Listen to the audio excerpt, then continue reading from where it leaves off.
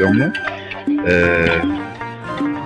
Lafa misoomaa jechaadha. Lafa misoomaa manneen barnootaa kolleejjiin Sawwasawuu Qulqulluu Phaawulos kan inni qabu jechaadha. Lafa misoomaa isaa hojjechuu irrattidha kan nuti argamnu. Akkuma isin argitan abbootiin lubootii kan isaan hojjechuu irratti argaman jechaadha. Akkuma isin argaa jirtan kan namoonni hedduun irratti kan isaan argamaa jiran abbootii luboota guddisooti mana amantaa garaagaraa kanneen hoogganan mana amantaa kana keessaa yookiis mana barumsaa kolleejjii kanarraatii kan barataatti jiran jechaadha.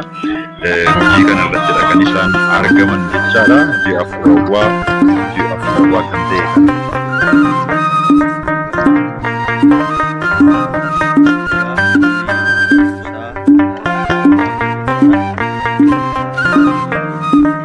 umurii dheeraa kan lakkoofsise namoonni hedduun isaanii mana barumsaa kanarraatti baratanii dirree hojii garaagaraatti bobba'aniiti kan isaan argamani.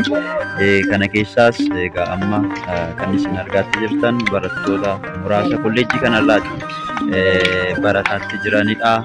Abbootiin garaagaraa mana amantaa garaagaraa irraa kan hooggantoonni garaagaraa ni jiru. Akkasuma kutaa hojii gaggeessaa garaagaraa irratti bobba'anii kan jiran mana barumsaa kolleejjii kanarraatti kan baratan jechaadha. Hojii kanarratti kan argamanii jirani.